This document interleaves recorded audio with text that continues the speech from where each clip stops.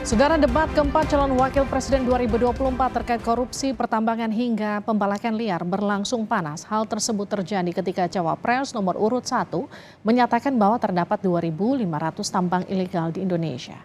Kita lihat data yang diperoleh dari Kementerian Energi dan Sumber Daya Mineral atau SDM, tercatat ada lebih dari 2.700 titik tambang ilegal di 2021 hingga 2022.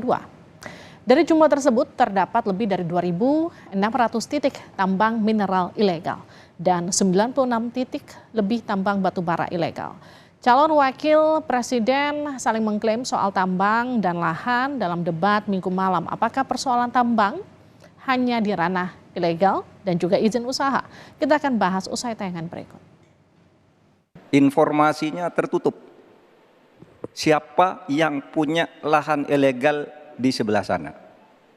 Ketika dibuat daftar, tidak ada di dalam daftar. Sementara ada masyarakat yang punya data.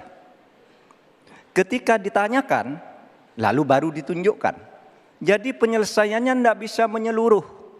Karena kemudian atas nama keterbukaan informasi publik, mereka katakan ini rahasia. Tidak bisa dong. Rahasia itu kan bukan yang tentang data, perampasan tanah-tanah rakyat, kasus-kasusnya di mana, siapa yang menyerobot perkebunan sawit, itu kan harus daftarnya lengkap. Sesudah diselidiki apa yang terjadi di dalam analisis. Wah, itu memang permainannya buruk. Sehingga selalu disembunyikan. Kalau baru orang tahu dikeluarkan satu-satu. Tidak ada penyelesaian yang menyeluruh. Selain yang disampaikan Pak Mahfud, salah satu yang memprihatinkan adalah data ESDM itu ada 2.500 tambang ilegal. Sementara tambang yang legal saja tidak membawa kesejahteraan. Dan kita menyaksikan dalam proses penambangan dan bisnis tambang kita, hilirisasi dilakukan ugal-ugalan. Dari pasangan Prabowo Gibran, simpel saja solusinya. IUP-nya dicabut, izinnya dicabut, simpel. Karena sesuai Undang-Undang Dasar 1945 pasal 33 ayat 3 dan 4 dan juga Pancasila sila 4 dan 5, kita ingin sumber daya alam ini dimanfaatkan sebesar-besarnya untuk kemakmuran rakyat. Saudara, calon wakil presiden saling klaim soal tambang dan lahan dalam debat Minggu malam. Apakah persoalan tambang hanya di ranah ilegal dan juga izin usaha? Kami akan bahas bersama Rambun Cahyo dari TPN Ganjar Mahfud yang telah hadir di studio. Pak Rambun, selamat datang. Kita juga akan sapa lewat sambungan Zoom, ada Irfan Pulungan dari Timnas Anies Muhaimin, juga Maman Abdurrahman dari TKN Prabowo Gibran, juga Leonard Simanjuntak. Ini adalah Direktur Greenpeace Indonesia. Selamat malam Pak Leonard, selamat malam Bang Maman, selamat malam juga Bang Irfan. Selamat malam Mbak Livi. Malam. Baik. Saya langsung ke Pak Rambun dulu ya. Jadi kalau melihat debat tadi malam terutama soal energi, apa saja catatan dari tim Anda? Ya, kalau kita lihat dari apa yang dari tadi malam itu sebenarnya memang banyak isu-isu yang muncul terutama berkaitan dengan pemanfaatan sumber daya alam ya, yang dikaitkan juga dengan kesejahteraan rakyat. Dan saya rasa isu-isu yang tadi mungkin yang secara spesifik mengenai soal tambang ilegal gitu ya, ini kan sebenarnya juga bukan dalam bentuknya tidak dalam satu bentuk yang utuh karena berbagai macam isunya gitu ya kan. Dan memang apa kalau itu yang ilegal bisa saja dia berizin tapi juga kebanyakan izinnya tidak sah gitu ya. Dan ini yang mungkin perlu ditertibkan. Dan saya rasa isu-isu yang penting yang juga memang kurang disentuh tuh yang mungkin disentuh juga tapi mungkin kurang dalam adalah memang berkaitan dengan implikasinya terhadap lingkungan, terhadap kelestarian lingkungan pada umumnya ya, mengenai soal hutan, ya, kelestarian hutan, dan juga mungkin yang mungkin juga penting yang mungkin nggak terlalu disentuh terlalu banyak mengenai transisi dari ekonomi hijau ya, yang sebenarnya harus kita lihat secara lebih teknokratik juga gitu. Jadi nggak bisa sembarangan kita merubah itu dalam jangka waktu tertentu tanpa kita melihat strategi dan kemampuan dan potensi-potensi energi alternatif yang ada di Indonesia. Ada beberapa istilah yang juga hadir tadi malam, greenflation, juga soal green jobs. Ada beberapa hal yang juga nanti kita akan bahas juga soal itu. Tapi saya ke Bang Maman dulu. Bang Maman, dari tim Prabowo Gibran apa saja catatan dari sisi energi malam tadi di debat? Ya, Mas, gimana Mbak? Pertanyaannya apa? Catatan dari tim Prabowo Gibran soal materi energi di debat tadi malam. Ya, saya pikir dari awal kalau saya secara pribadi kan menganggap bahwa forum debat Capres maupun forum debat Cawapres bukanlah sebuah forum yang bisa kita jadikan sebagai sebuah forum untuk menyampaikan visi dan misi secara utuh ya. Karena hampir sulit setiap kandidat bisa menyampaikan visi dan misi secara tuntas dan lengkap dalam waktu yang 1 menit, 2 menit, atau paling lama 5 menit gitu ya. Artinya forum kemarin itu kan hanya kepada forum dialektika dan menunjukkan kapabilitas secara personal masing-masing kandidat, baik itu capres maupun cawapres. Itu satu. Lalu yang kedua, kalau terkait isu energi, kebetulan saya di Komisi, artinya banyak sekali memang catatan-catatan kita kalau kita mau membreakdown terkait mengenai kondisi energi kita ke depan. Baik itu energi alternatif, renewable energy, ataupun fosil energi. Kalau saya melihatnya begitu. Baik. Nah, satu. Nah, yang kedua cuman kan memang kemarin yang ditekankan oleh Mas Gibran itu kan sebetulnya adalah hilirisasi. Karena hilirisasi itu adalah konsep masa depan dalam rangka untuk menyelesaikan problem-problem penyerapan tenaga kerja dan lain sebagainya. Nah, khususnya kan Mas Gibran mendorong lebih jauh lagi. Halo? Yes. Ya, Mas Gibran mendorong lebih jauh lagi terkait mengenai hilirisasi di semua bidang kan, bukan hanya di sektor energi maupun pertambangan. Oke, saya ke Bang Irfan. Bang Irfan, jadi catatan dari tim Anies Mohaimin apa soal energi tadi malam dalam debat? Ya, Mohaimin Iskandar menyampaikan bahwa dalam konteks energi itu bagian dari sebuah isu yang lebih serius yang namanya krisis iklim. Bagaimana kemudian aksi-aksi di bidang energi adalah bagian dari memitigasi dampak krisis iklim. Jadi memang walaupun waktunya tidak begitu panjang gitu, tapi tentunya harus bisa disampaikan secara gamblang begitu program-program apa saja. Walaupun memang catatan kami tidak terlalu banyak juga gitu ya diskusinya tentang energi, tapi kami melihat bahwa perlu ada diskursus bersama di tingkat kepimpinan nasional untuk bagaimana membawa Indonesia sebagai champion gitu untuk menanggulangi krisis iklim, yang salah satunya adalah komitmen kita untuk memfasilitasi transisi energi yang berkeadilan gitu. Saya ke Pak Leonard. Pak Leonard, kalau dari Greenpeace catatan soal statement para cawapres dari malam apa saja yang menarik? Kalau soal energi, tadi Mbak Livi mulai dari energi ya? Betul. Nggak ada terobosan yang sangat konkret dari percakapan ketiga cawapres tadi malam. Kita melihat bahwa kalau bicara secara serius tentang bagaimana mengatasi krisis iklim, saya kira kita perlu atau diharapkan para cawapres bicara tentang beberapa isu kunci, seperti pemensiunan dini PLTU batubara, kemudian pengembangan secara masif energi terbarukan, sesuatu yang disepakati di COP terakhir kemarin di Dubai harus 3 kali lipat sebenarnya. Pengembangan energi terbarukan, sementara kita stagnan sejak 2019 sampai 2023 di 12-13%, sementara targetnya adalah 23% 2 tahun lagi, tahun 2025, yang hampir tidak bisa tercapai. Malah sekarang ada pembicaraan di rejim pemerintahan sekarang supaya targetnya malah diturunkan menjadi 17-19%. Jadi kalau pembicaraan-pembicaraan tentang isu-isu kunci, misalnya kapan sebenarnya kita harus mencapai net zero emission misalnya, kemudian soal climate financing misalnya, itu nggak keluar sama sekali. Saya masuk ke apa yang cukup ramai diperdebatkan tadi malam. Saya ke Bang Rambun. Ini soal greenflation yang sempat jadi bahan bercandaan kalau istilah saya ya, antara Gibran dengan juga Pak Mahfud tadi malam. Jadi bagaimana kemudian dari tim Ganjar Mahfud menjelaskan itu? Mungkin harus diluruskan juga mengenai istilah greenflation ya. Kalau secara spesifik kan greenflation ini kan adalah sebuah proses yang inflasi yang mungkin muncul atau masalah ekonomi yang akan muncul ketika terjadi proses transisi energi ya.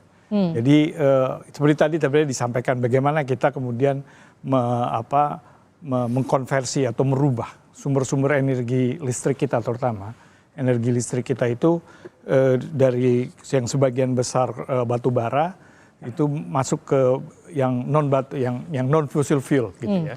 Dan ini sebenarnya suatu dilema yang buat kita juga cukup besar ya.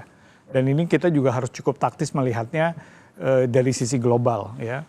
Misalnya sebagai suatu contoh, berapa sih sebenarnya kontribusi kita di dalam soal iklim tadi ya. Soal iklim kita cuma 2,5 ton misalnya. Rata-rata itu mestinya 5 ton. Tapi di tempat lain mungkinnya di negara-negara yang jauh lebih kecil itu punya kontribusi lebih besar. Jadi hal ini ada unsur diplomasi internasionalnya. Tapi kembali lagi ke soal greenflation, ini nggak tepat kalau misalnya membuat contoh itu dengan gerakan baju kuning itu ya, yang di Yellow Fashion di Paris. Karena itu lain lagi ceritanya. Itu soal memang pembuatan pajak, pengenaan pajak kepada bahan bakar, pada BBM. Yang nggak secara langsung sebenarnya berkaitan dengan itu.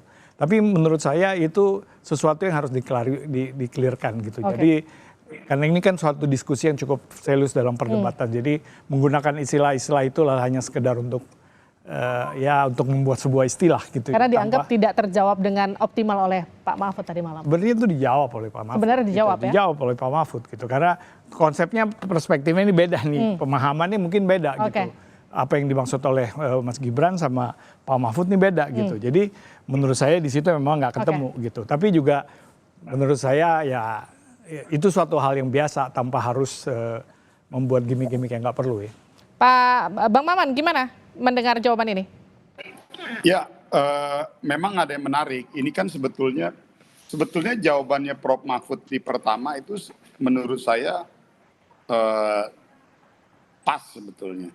Cuman kan ternyata ditutup oleh Prof. Mahfud dengan cukup reaktif pada saat Prof. Mahfud mengatakan bahwa itu pertanyaan receh.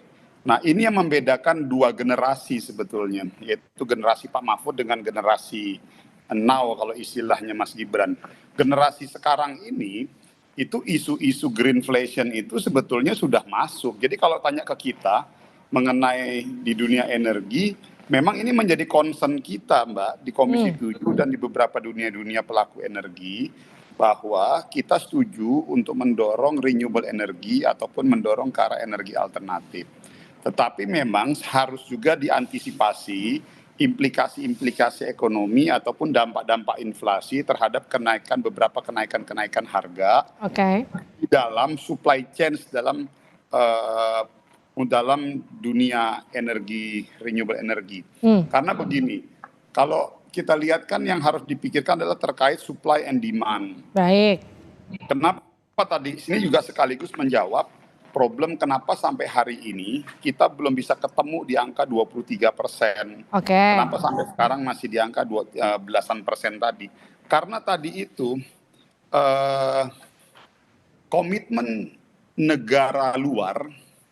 Jadi saya harus sampaikan positioning Indonesia, kepentingan Indonesia dengan negara luar hari ini berbeda. Negara-negara Eropa itu sudah memulai industrialisasinya jauh-jauh hari dulu.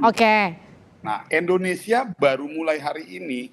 Artinya apa? Ada sebuah tantangan kondisi pengamanan internal pendapatan negara kita dari sektor fosil fuel, yaitu batu bara, minyak, dan gas. Tapi kan ada catatan juga untuk Gibran, maaf saya potong ya Bang Maman, soal hilirisasi yang dianggap buruk, tenaga kerja asing yang kemudian dianggap mendominasi, tapi kemudian juga disampaikan soal green jobs. Bagaimana mengkorelasikan ini semua? Nah, ini menarik nih, saya harus sampaikan. Kembali lagi, itu berarti yang mempertanyakan itu, yang mengatakan hilirisasi, tenaga kerja asing, banyak itu orang nggak punya data, itu nggak paham data. Dan apalagi kalau itu ditanyakan kepada orang.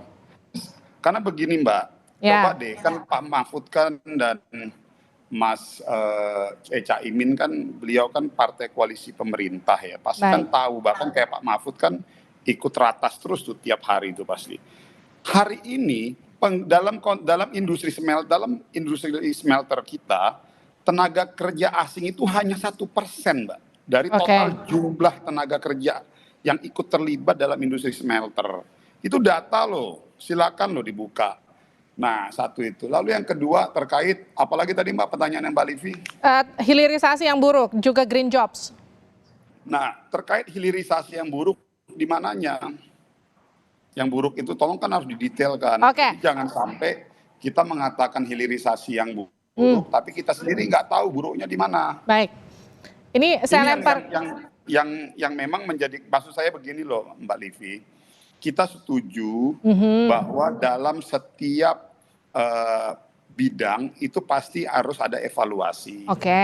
Perlu ada penyempurnaan, perlu ada perbaikan, dan lain sebagainya. Tapi jangan dikatakan bahwa praktek program ataupun kebijakan hilirisasi di negara kita dianggap buruk. Tapi bahwa perlu ada penyempurnaan, kita setuju.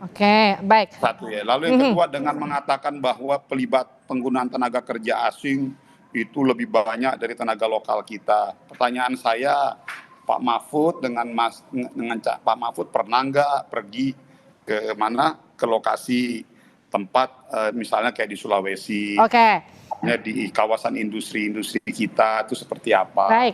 Lihat dong kondisi di sana. Saya potong ya Pak Maman, saya ke Pak Irfan atau Bang Irfan. Jadi gimana melihat kemudian pernyataan juga tadi malam yang menyerang cawapres Anda yang dikatakan anti nikel, juga kemudian dipertanyakan juga soal LFP yang sering dikemukakan oleh salah satu tim ses Anda, Pak Tom Lembong?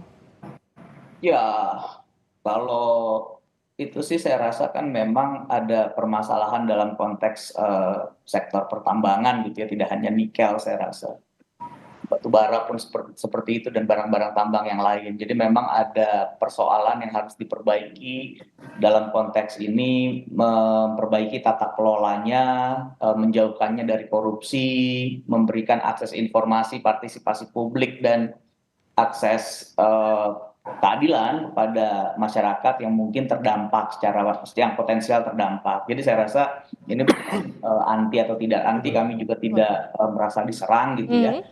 Intinya adalah komitmen kami untuk memperbaiki tata kelola pertambangan sebagai bagian dari komitmen untuk memperbaiki pola ekonomi politik Indonesia ke depan yang harus berdasarkan kepada ekonomi hijau dan menjadi bagian dari krisis iklim gitu ya. Dan menyebut Tom Lembong itu saya rasa nggak perlu mungkin ya kangen sama Pak Tom gitu kan, ya bisa WA aja Pak Tom.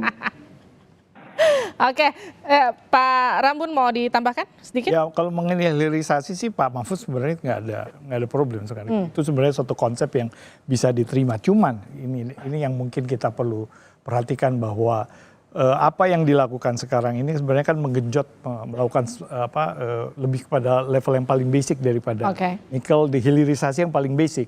Yang kita khawatir adalah ketika itu digenjot ya tanpa kemudian produk-produk turunannya, industri produk turunannya ini nggak dipersiapkan, sehingga kemudian akhirnya kita terpaksa harus mengimpor produk yang basic dari nikel ini gitu. Jadi sementara kita nggak mendapatkan turunan dan teknologi yang baru untuk produk-produk berikutnya yang sebenarnya harusnya sudahnya harus dikembangkan. Jadi ini yang ingin kita lakukan adalah hilirisasi bukan sesuatu yang salah. Konsep itu adalah suatu konsep yang memang ini kan menambahkan mengembangkan nilai tambah dari produk-produk raw material.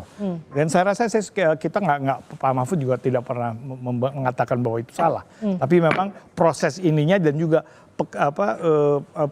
cara-cara penambangannya itu yang mungkin juga kita harus perbaiki gitu. Termasuk soal yang harus dikaitkan juga dengan soal penghormatan terhadap hak-hak tanah adat, ya kan, juga soal lingkungan, mengenai soal perlindungan hutan-hutan ya yang mungkin seringkali tumpang tindih. Nah, ini yang menurut kami ini yang harus kita benar-benar lakukan, dan salah satu caranya adalah kita harus punya data dan pemetaan yang baik gitu ya, yang komprehensif, sehingga jangan sampai ada tumpang tindih dan cara-cara yang kemudian menimbulkan berbagai macam problem sosial. Jadi ini bukan soal menolak atau enggak, ini bukan soal itu. Oke, jadi saya ke Pak Leonard soal konflik agraria, artinya soal lahan-lahan tambang, bagaimana kemudian ini jadi solusi ke depan? Saya kira pertama bahwa kita boleh dong kritis kepada hilirisasi yang sekarang udah mirip seperti ideologi ya, bahwa harus ke sana arah pembangunan utama kita. Bahwa secara prinsip itu menambahkan nilai tambah untuk nilai tambah dari komoditinya ya boleh, tetapi kita harus lihat bahwa angka sekarang sudah mendekati 100.000 hektar deforestasi karena nikel di kawasan-kawasan timur Indonesia. Dengan ratusan IUP itu yang legal dan juga yang ilegal, kita punya persoalan baru deforestasi kita.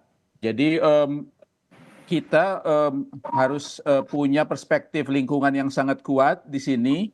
Belum lagi teknologi-teknologi yang relatif rendah seperti teknologi HPAL, high pressure acidic leaching, yang diimpor dari Cina, semua itu hampir semuanya HPAL untuk yang menghasilkan MHP untuk baterai itu menghasilkan tailing yang bersifat asidik atau asam, yang resikonya besar sekali sebenarnya di wilayah-wilayah tropis seperti sekarang, yang wilayah tropis kita.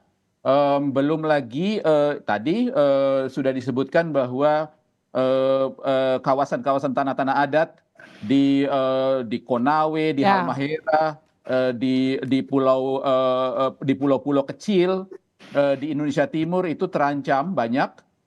Belum lagi kalau kita ngomong ketimpangan, kita lihat Maluku Utara itu angka pertumbuhan ekonominya itu 25%. Dan Sulawesi Tenggara itu 13%, itu berkali-kali lipat pertumbuhan ekonomi Indonesia, tetapi kemiskinannya tidak turun. Artinya angka kemiskinannya tidak turun, jadi angka ketimpangannya itu tetap akan lebih buruk dari sekarang. Jadi kita punya banyak persoalan, ada kompleksitas di situ, tata kelola juga masih carut-marut, misalnya soal Mandiodo misalnya, di konsesinya Antam ada konsesi besar dan sebagainya, begitu.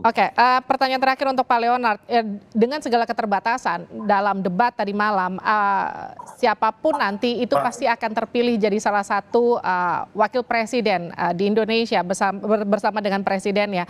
Langkah apa yang paling diperlukan untuk kemudian kalau kita bicara soal bagaimana Indonesia yang akan lebih baik ke depannya? Saya kira dari sisi lingkungan.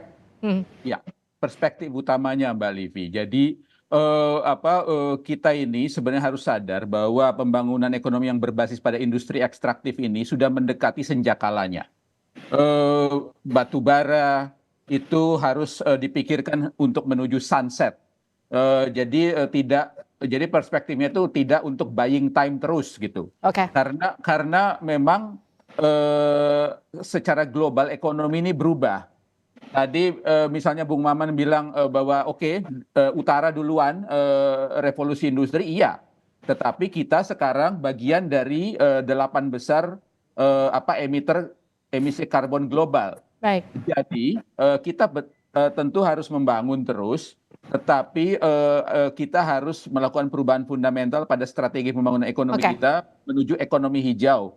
Sudah ada studi-studi, misalnya kami dengan Celios itu punya studi barusan saja bahwa ada 2.943 triliun kita bisa untuk produk domestik bruto kalau 10 tahun ke depan kita beralih Oke. ke ekonomi hijau dan meninggalkan ekonomi ekstraktif. Terima kasih Pak Leonard dari Greenpeace, terima kasih juga Pak Rambun dari Mbak tim Livi. Ganjar Mahfud. Yes, Bang Mbak Maman. Livi, saya boleh nambahin satu nggak biar nggak ada. Singkat saja, saya bias. terbatas karena harus azan maghrib. Bang Maman, intinya? Yang disampaikan oleh Pak Leonard betul bahwa hari ini deforestasi kita itu ada kurang lebih 100.000 hektar. Baik. Tapi ingat 100.000 hektar itu telah terjadi penurunan selama kurang lebih 10 tahun Oke. dari angka kurang lebih 3 juta hektar. Baik. Artinya apa? Apa yang diharapkan oleh Pak Leonard terhadap pemerintahan hari ini itu ternyata sudah berhasil. Oke, Dari cukup ya terjadi Bang Maman. penurunan angka deforestasi Siap. 104.000. Terima kasih Bang Maman dari Prabowo Gibran, terima kasih juga Bang Irfan dari Anies Terima kasih. Mohaimin. Mohon maaf waktu kita terbatas karena terbatas harus mengumandangkan azan maghrib. Terima kasih sudah bergabung di Sapa Terima kasih. Indonesia Malam.